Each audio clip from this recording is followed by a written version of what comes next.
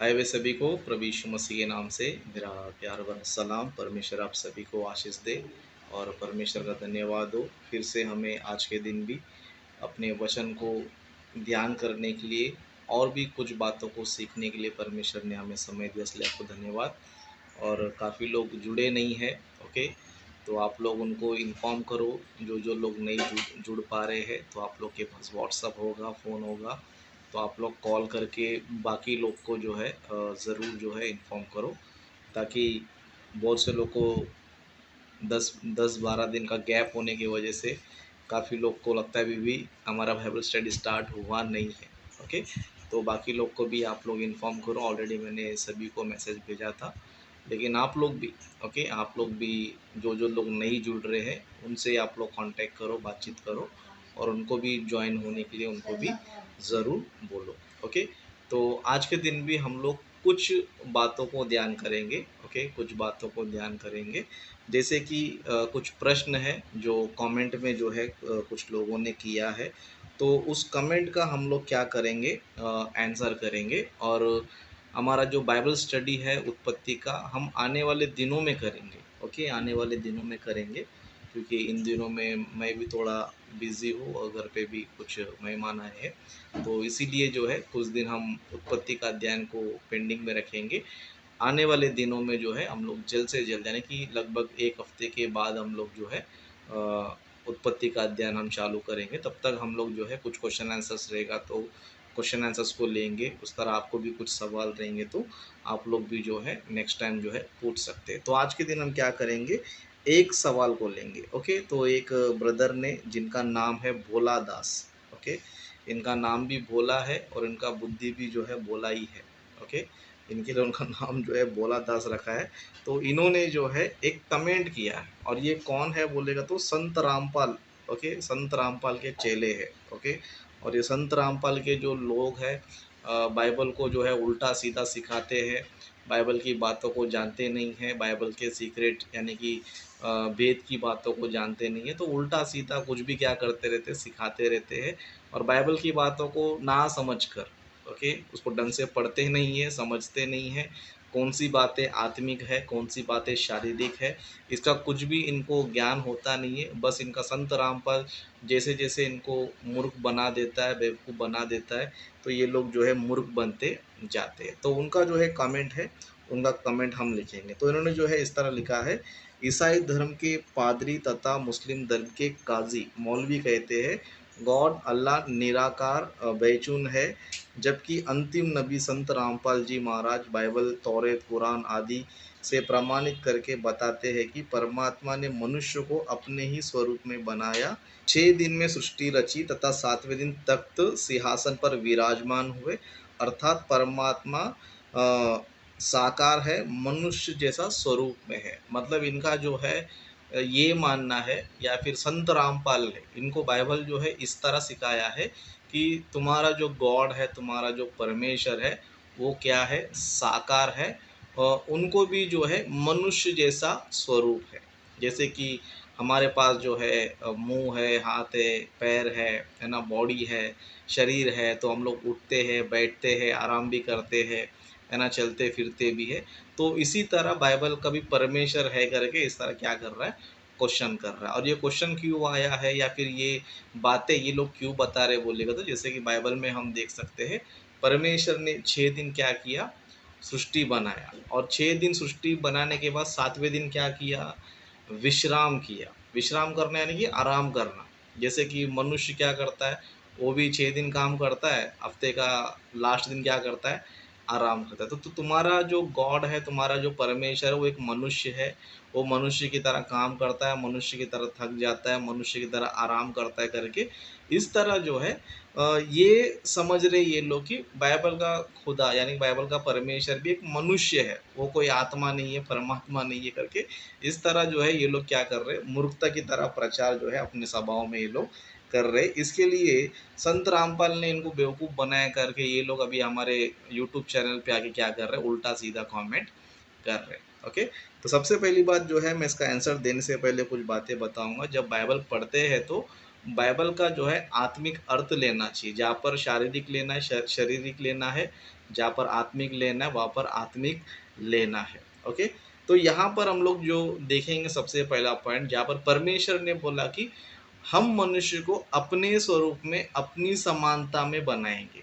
Okay, तो यहाँ पर ये संत रामपाल वाले ये समझ रहे कि परमेश्वर ने मनुष्य को अपने स्वरूप में बनाया, यानी कि जो मनुष्य का स्वरूप है वो परमेश्वर का ही स्वरूप है, क्योंकि परमेश्वर ने क्या किया, अपने स्वरूप में बनाया है। मतलब जिस तरह हमको जो है देखने के लिए आंखें है, बोलने के लिए मुंह है, सुनने के लिए कान है, काम करने के लिए हाथ हाथ है, चलने के लिए पैर है, इस तरह हमारे पास बॉडी है। तो परमेश्वर के पास भी बॉडी होगा, मतलब परमेश्वर के पास भी शरीर है करके इस तरह ये लोग क्या कर रहे हैं, समझ रहे हैं। लेकिन बाइबल को हम ढंग से पढ़ेंगे, समझो, अपने स्वरूप में अपनी समानता में बनाया, इसका मतलब क्या पता है, परमेश्वर जो है आत्मा है, परमेश्वर को शरीर नहीं है, हमारी तरह शरीर नहीं है। ओके, ये संत रामपाल वाले को जो है बाइबल का डेप्थ नॉलेज रहता नहीं है, तो उल्टा सीधा क्या करते हैं, स्वरूप का मतलब उल्टा सीधा निकालते है ना। बाइबल में जो है रूप बोलेगा तो कई सारे चीज़ों का रूप होता है, एक आत्मा का भी रूप होता है और एक शरीर का भी रूप होता है। ओके, तो अभी यहाँ पर जो उत्पत्ति में लिखा गया है कि हम अपने स्वरूप में अपनी समानताएं बनाएंगे, तो यहाँ पर जो है शरीर की बात नहीं हो रही, यहाँ पर जो है आत्मा की बात हो रही। क्यों बोलेगा तो क्योंकि परमेश्वर ने अपना आत्मा देकर हमें क्या किया, बनाया है, अपना आत्मा। जैसे कि हम देखेंगे तो ये शरीर है ना, शरीर क्या है बोलेगा तो शरीर और आत्मा दोनों से मिलकर बना हुआ मनुष्य है। ओके, मनुष्य यानी कि शरीर और आत्मा दोनों से मिलकर बना हुआ व्यक्ति है। अभी हम देखेंगे, समझो, है ना। शरीर जो है क्या है, मिट्टी से बना हुआ एक पुतला है। ओके, शरीर क्या है, मिट्टी से बना हुआ पुतला है। लेकिन आत्मा, आत्मा जो है परमेश्वर में से आई है। ओके, आत्मा जो है ना परमेश्वर में से आई है। जैसे कि उत्पत्ति का 2 अध्याय 7वां वचन जब हम पढ़ते हैं, वहाँ पर लिखा रहता है कि यहोवा ने भूमि के मिट्टी से क्या किया, आदाम को रचा। आदाम को रचा यानी कि आदाम के शरीर को रचा।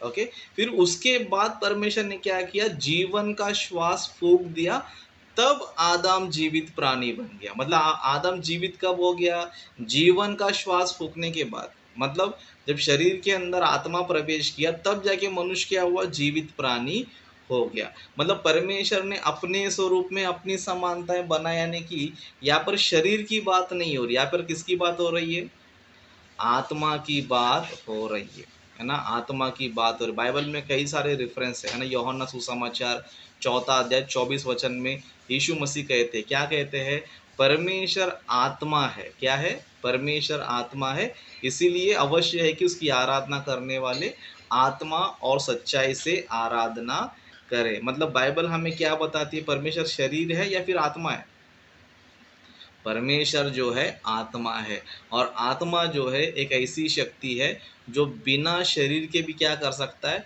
शरीर जितने सारे काम कर सकता है वो सारे काम कर सकता है। मतलब बिना आँख के आत्मा देख सकती है, बिना कान के आत्मा सुन सकती है ना, बिना मुंह के आत्मा क्या कर सकती है, बोल सकती है। मतलब आत्मा जो है शरीर से ज़्यादा अपडेट है, शरीर से ज़्यादा क्या है, अपडेट है। मतलब जो काम शरीर भी नहीं कर सकता उससे कई ज़्यादा काम जो है आत्मा कर सकता है। लेकिन ये लोग जो है परमेश्वर देखता है, बोलता है, सुनता है, तो इसका मतलब ये लोग ये समझ रहे कि परमेश्वर को भी हमारी तरह शरीर है। ओके, तो परमेश्वर को जो है हमारी तरह शरीर नहीं है, परमेश्वर जो है आत्मा है, और आत्मा जो है शरीर जो काम कर सकता है वो हर काम कर सकता है और शरीर से ज़्यादा काम कर सकता है। ओके, इस तरह हम लोग और कुछ वचनों को देखेंगे जहाँ पर हमें ये पता चल जाए कि परमेश्वर को जो है ना हमारी तरह शरीर बिल्कुल भी नहीं है। जैसे कि हम लोग देखेंगे 1 सामुएल उसका 16 अध्याय। ओके, 1 सामुएल उसका 16 अध्याय, उसका हम लोग जो है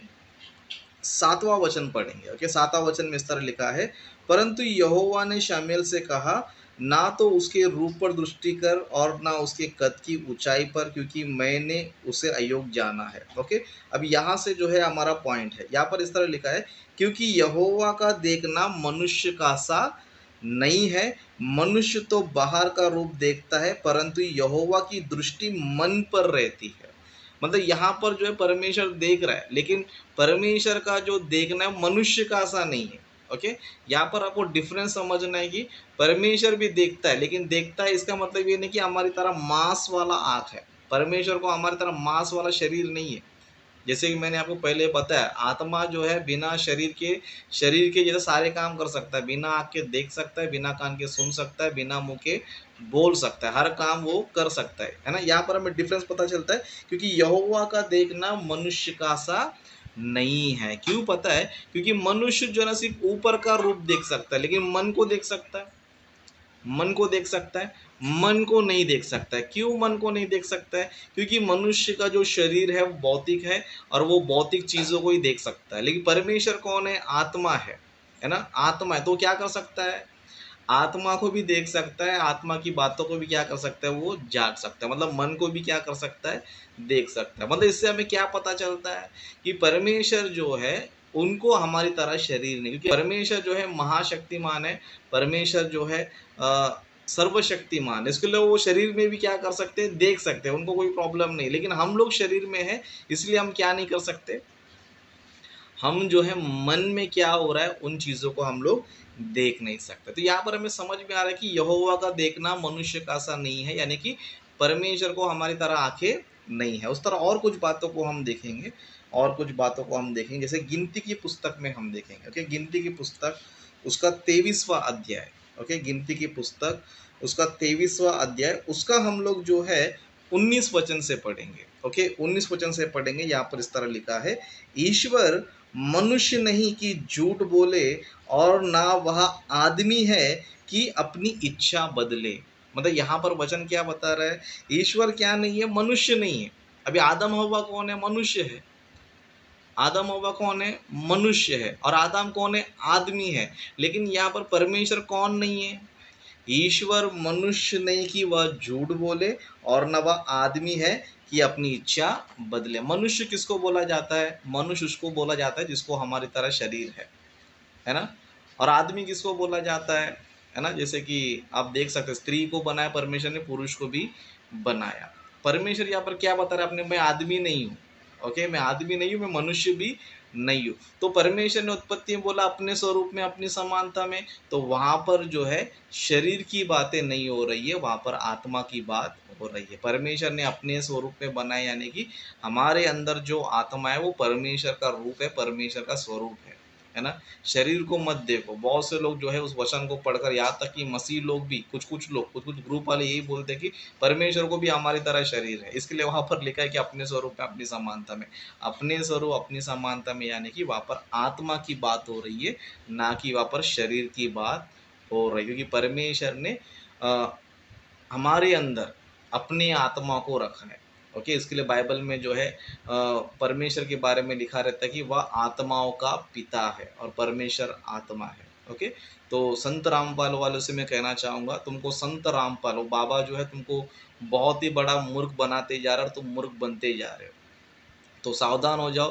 तुम्हारे संत रामपाल को भले वो बाइबल पढ़ा होगा, लेकिन उसको बाइबल का ABCD बिल्कुल भी पता नहीं है। तो इसके लिए संत रामपाल का जो ज्ञान है, जो थर्ड क्लास ज्ञान है, उसके पीछे मत पड़ो, नहीं तो तुमको परमेश्वर का दंड जो है ज़रूर मिलेगा। क्योंकि उद्धार जो है सिर्फ यीशु मसीह के द्वारा ही है। उद्धार जो है तुम्हें सिर्फ यीशु मसीह ही दे सकता है। संत रामपाल का झूठी शिक्षा नहीं दे सकता है ना। ये संत रामपाल इतना बड़ा झूठा है कि बाइबल में कहता है कि संत कबीर का नाम है ना। संत कबीर का नाम है, इसका नाम है, उसका नाम। कहीं बोलता है कि यीशु मसीह संत कबीर है, कहीं बोलता है पवित्र आत्मा ही संत कबीर है। मतलब जैसा इसके मन में आ जाता है वैसा प्रचार करने लग जाता है। और इसके जो मूर्ख लोग हैं, इनके जो ग्रुप के मूर्ख लोग हैं, ये लोग क्या करते हैं? संत रामपाल के हर बात पर क्या करते हैं? विश्वास करते हैं। बीच में ऐसे एक संत रामपाल का व्यक्ति कॉल किया था मुझे, बोलता है कि बाइबल में जो है संत कबीर का नाम लिखा हुआ है। तो मैंने बोला पूरे बाइबल में कहीं पर भी दिखा दो संत कबीर का नाम, तो मैं तुम्हारा संत रामपाल को मानना शुरू कर दूंगा, संत कबीर को मानना शुरू कर दूंगा।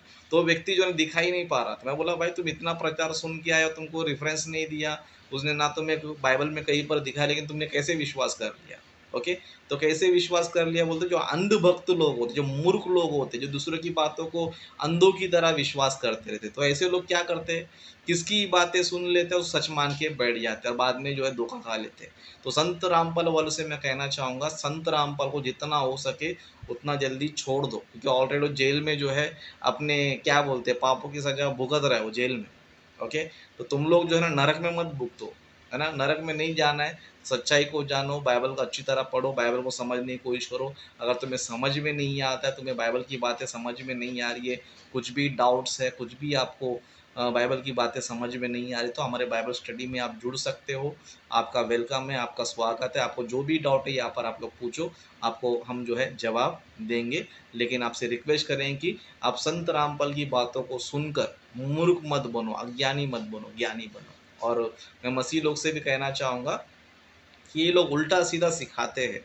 ओके। क्योंकि मसीह लोग भी कंफ्यूज हो जाते हैं उनके बातों को सुनकर, उनके ज्ञान को सुनकर, उनकी उल्टी सीधा शिक्षा को सुनकर बहुत से लोग कंफ्यूज हो जाते हैं। तो मसीह लोग से भी कहना चाहूँगा, आपको इनकी बातों में कंफ्यूज होने की ज़रूरत नहीं है, क्योंकि संत रामपाल जो है एक नंबर का मूर्ख इंसान है, उसको आत्मिक ज्ञान बिल्कुल भी नहीं है।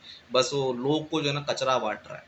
ओके, कचरा बांट रहा है वो, कुछ भी उसके मन में आता है बस प्रचार करते रहता है, लोग को जो है ना बेवकूफ़ बनाते रहता है। तो आप लोग से भी कहना चाहूँगा कि आप ऐसे लोग की बातों को ज़्यादा ना सुने। अगर आपको कुछ कन्फ्यूज़न होता है तो हमारे बाइबल स्टडी में आप आ जाइए। उनके जो भी क्वेश्चंस हैं आप हमसे पूछ सकते हैं, उसका जवाब हम लोग देंगे। ओके। तो आशा करता हूँ कि इनके सवाल का जवाब मैंने दे दिया है। ओके, तो यहीं पर मैं समाप्त करता हूँ।